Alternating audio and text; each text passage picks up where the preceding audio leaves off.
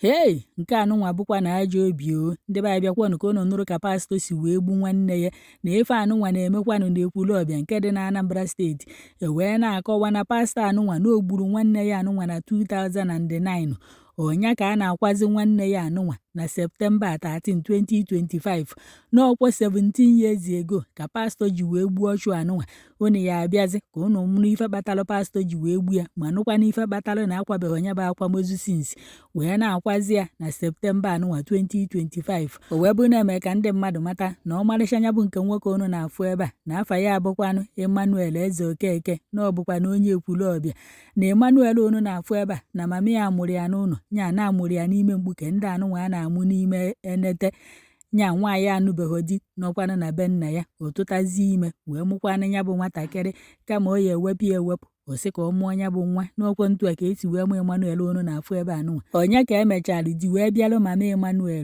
Emmanuel wee jezi ije di wee hapụzikwa na Emmanuel na ngwurube nna ya. Onye ka emechalụ onye nke bụkwanụ papa mụtalụ mama Emmanuel wee kebezie ụmụ ya Anaobi. Unu mana Emmanuel na-amụrụ anya n'ụlọ na mgbe a dị ime Emmanuel na onye tụbara mama Emmanuel ime emekwana ego n'isi mama Emmanuel n'ọnọzi ọ dịka na Emmanuel enweghị papa na onye o ji wee melụ papa abụkwa onye mụtalụ mama ya nọzi ọdụkọ nna ya andị na-abịa na omenala Igbo n'ọkwa na onye mụtalụ ya bụ mama ya bụ ife ya enye ya Anaobi. Onye ka nwoke mmadụ na-eke ụmụ ya ndị ọzọ Anaobi wee soro wee kenyekwa Emmanuel Anaobi. Na mgbe ahụ ekekwanụ ya bụ Anaobi na Emmanuel kapekwanụ mpe. Onye ka Emmanuel gbaziri ahụ 29 years wee jee nụọ nwaanyị andị na ọmụtagokwanụ ụmụ ịtọ andị na ya bụ Anaobi o ketalụ na ọ lụbeghị ụlọ na ya na onye ka ọ nọzi otu mbọsị nwanne mama ya nke nwoke bụ pastọ wee bịa wee gwa Emmanuel na ya weta Anaobi ahụ o ketalụ n'aka papafa ka ya bụ nke nwoke bụ pastọ lee n'oni idide ego na ya weta nyaba ana ka o lee na papa ya bụkwa na onye nyere nyaba Emmanuel nyaba ana na-amụrụ nyaba Emmanuel n'ime mkpuke na ekwube na o kwesịghị iketa ana na ya jụọ nne ya onye bụ nna ya ka o jee ebe ahụ jee kelee ana. Emmanuel wee sị ya nye ka o ya esi wee nye ya ana anụnwa ka o lee na ọkwa ọma na ọnụgo nwaanyị mụta nwa andị na ososo otu mkpụrụ ana anụnwa bụkwa na ife o nwere na ya kedu ebe ọ ya kpọkwa na ụmụ ya wee jee chi niile na oya efezi n'enu na emechaa na ya hapụkwanụrụ ya nyaba ana. Wee sị na ya bụ nwanne mama ya bụ pastọ bụ nke nwoke jụrụ ajụ wee sị ya na oya enyeriri ya nyaba ana n'ọkwa ife anụnwa ka ekwuchalụ na amazi na onye nke bụ pastọ bụkwanụ nwanne mama ya jezie n'azụ wee na-apụrụ anụkwanụrụ ya ife ọjọọ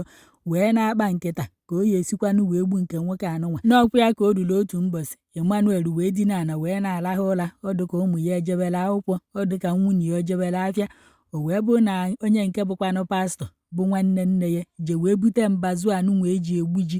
wee jee ebe Emmanuel dina ana wee buru ya wee sụọ Emmanuel n'obi. Hey, ọkwa na onye bụ pastọ ka a na-ekwu ife ahụ na ọ bụ ọkwa onye ọzọ na ka ọ soro Emmanuel n'obi. Emmanuel wee were anya ọnwụ wee kwonyite ebe ọ na-arahụ ụra wee jee ka ọ gbapụ ọsọ. Pastọ wee burukwa ya wee sụkwa ya anya ọzọ. Emmanuel wee kworizie ndụ na ọnwụ wee gbapụta n'ilo wee na-achọzi onye ya enyere ya aka. N'ọkwa ya ka Emmanuel gbapụtalụ wee fetuo onye ọkada na-ebe na fabuje ya ụlọọgwụ.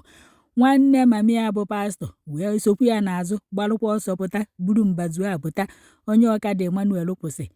nwanne mama ya bụ pastọ asị onye ọkada nye ebukwa na Emmanuel bụ onye oshi na-ebe o zuru oshi ka etiri ya ife. Unu amarugo n'ụjọ abanye onye ọkada n'ahụ. Onye ọkada agbaferu asị ọkada nke ịbụọ pụtakwa. Emmanuel fetuo ya si anya biko nya buji ụlọọgwụ ka eje zọọ ya ndụ.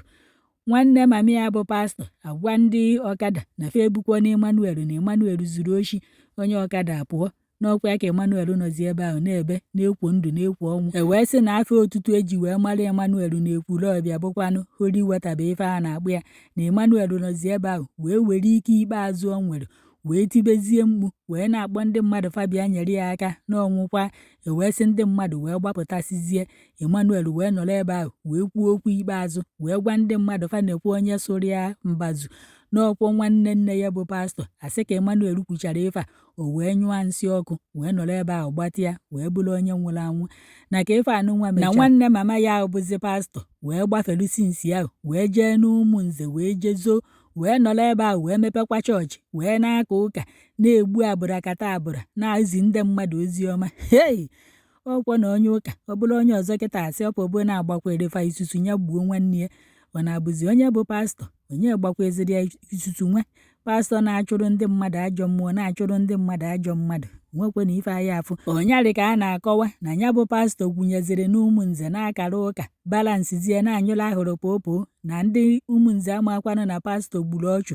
n'ọsọ ọchụ ka pastọ gbalụ wee gbatakwa befa onye ka a na-akọwa n'olulu otu mbọsị onye Ekwulọbịa wee jee ụmụnze na ife emekwa na 3 years pastọ na ebe ahụ Okeke Amadụ nọ n'ebe ahụ Okafọ Amadụ nọ n'ebe ahụ ọ nọrọ ebe ahụ na-etiri ife haleluya na Jizọs na-abịa echi na ọ na-abịa nke abụọ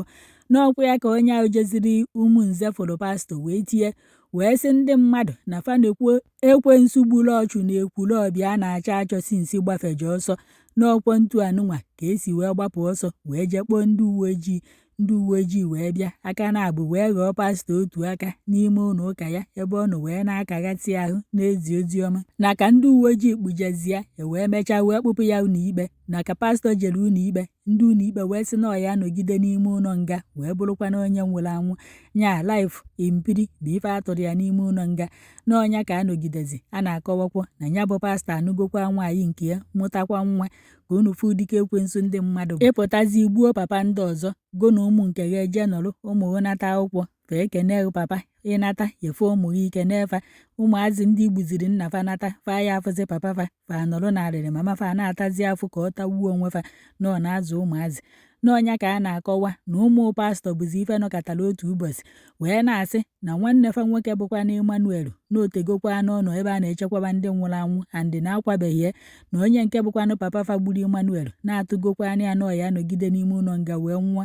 na ọkakwanụ mma na fa ji ebute ozi Emmanuel ka fa kwakwa anya ka mkpụrụ obi ezu ike na ndokwa n'ọkwọ ntu anụnwa ka esi wee kanyezie akwamozi Emmanuel na 13 Septemba 2025 unu fụzikwa na ebe a na-eme mmemme akwamozu unu afụghị ife pastọ ji wee were maka na wee gbuo nwanne ya o ruo na-asị na onye mmaghụra na ntị nke a goton ọrịa ntị nke anụnwa onye mejọ gụgbarịa na Chineke sisi forgive eho pastọ wee were maka na wee gbuo Emmanuel a na-anụ ebee ka ọ dụ kịta pastọ ebee ka ị nọ nwanne gị igbugbenụ ọ ka unu ife na-eme n'ala Igbo na ndị anatagoro isi fa ndị eji maka ana wee gbu fadokwa otu fadokwa ebụọ na afụla ana ndị ogbugoro karịrị akarị ajọ obi jọkwara unu njọ marụkwanụ na ana anụnwado unu wee pụta ụwa ana anụnwa ya adụkwa unu ewee nwa ọkwanụ ka ọ ha n'ọnụ ka